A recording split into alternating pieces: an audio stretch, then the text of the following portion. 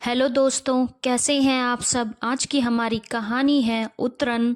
अगर आपको कहानी अच्छी लगे तो चैनल को लाइक, शेयर और सब्सक्राइब करना ना भूलें।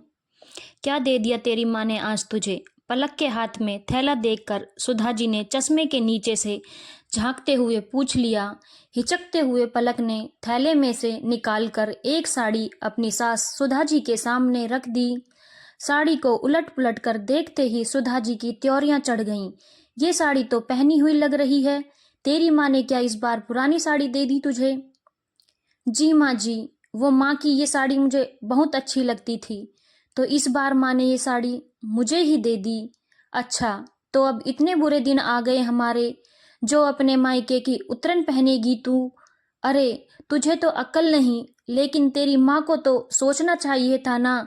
बेटी को उतरन देने से पहले आज साड़ियाँ दे दी, कल को तेरे बच्चों के लिए तेरे भतीजी भतीजे के पुराने कपड़े दे देगी। खबरदार, जो ये उतरन दोबारा इस घर में लाई हो तो। कड़कते हुए सुधा जी बोली। पलक सहम कर रह गई। दरअसल आज पलक की माँ की तबीयत नासाज रहने लगी थी, तो पलक अक्सर थोड़ी देर के लिए माँ से मिलने अपने मायके चली जाती थी। अब ऐसे समय में माँ और भाभी कुछ देना चाहती तो पलक खुद ही मना कर देती थी। कहती, मैं तो सिर्फ माँ से मिलने आ जाती हूँ, इसीलिए प्लीज़ आप लोग ये लेना देना मत किया करो। खुशी का माहौल हो तो मुझे भी कुछ लेना अच्छा लगता है, लेकिन इस वक्त आप लोगों पर बेवजह का बोझ डालने मुझे बिल्कुल अच्छा नहीं लगता। इस बार जब वो अपने मायके माँ से मिलने गई तो माँ की अलमारी में टंगी गुलाबी बनारसी साड़ी देखकर बोली, माँ, तुम्हारी ये साड़ी मुझे बहुत अच्छी लगती है। जब तुम इसे पहनती थी तो सच में बहुत सुंदर लगती थी। ये साड़ी आपको नानी ने दी थी ना। हाँ बेटा, लेकिन अब कहाँ मैं ये साड़ी पहनूंगी। तुझे पसंद है तो तू ही ले जा। तेरी निशानी समझकर माँ की बात सुनकर पलक भावुक हो उठी। ऐसी बातें क्यों बोल रही हो माँ, देखना तुम ठीक हो जाओगी।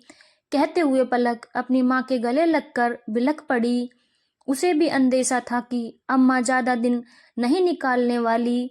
वापस आते वक्त माँ ने पलक के थैले में वो साड़ी डाल दी, लेकिन जिस साड़ी को पलक माँ की निशानी समझकर लाई थी वो उसकी सास को सिर्फ उतरन नजर आ रही थी। पलक का मन खिन्न हो गया था। उसने ठान लिया था कि अब वो कभी अपनी माँ की कोई चीज लेकर नहीं आएगी जहाँ सिर्फ पैसों का मोल हो, भावनाओं का नहीं। वहाँ कुछ लेने का क्या फायदा। कुछ दिनों बाद ही पलक की माँ चल बसी।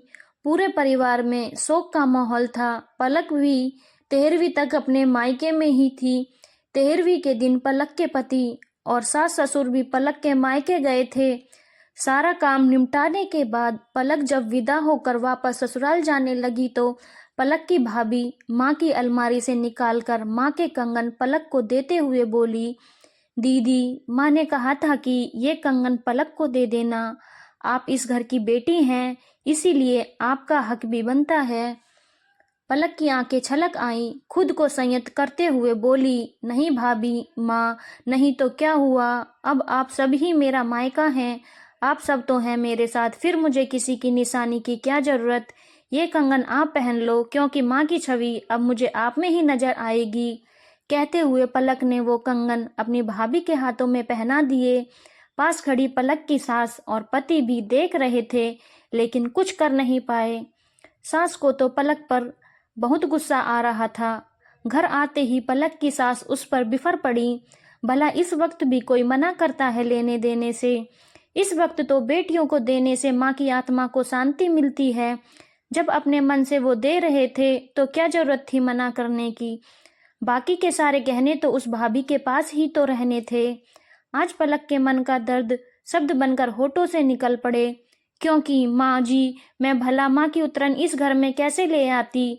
आपने ही तो कहा था कि आइंदा कभी मायके से उतरन लेकर मत आना। वो साड़ी तो माँ ने मुश्किल से 2-4 बार पहनी थी, लेकिन वो कंगन तो माँ हमेशा पहने रखती थी। फिर वो उतरे हुए कंगन मैं कैसे ले आती माँ जी। बोलकर आंखों में आंसू लिए पलक अपने कमरे की तरफ बढ़ गई और सास निरुत्तर सी देखती रह गई, लेकिन मन ही मन बड़बड़ाती रही, भला गहने भी कभी उतरन होते हैं। मुझे खुद ही अपने पैरों पर कुल्हाड़ी मारे तो हमें क्या बेवकूफ़ कहीं की। दोस्तों, अगर आपको कहानी अच्छी लगी हो तो चैनल को लाइक शेयर सब्सक्राइब करना ना भूलें। धन्यवाद।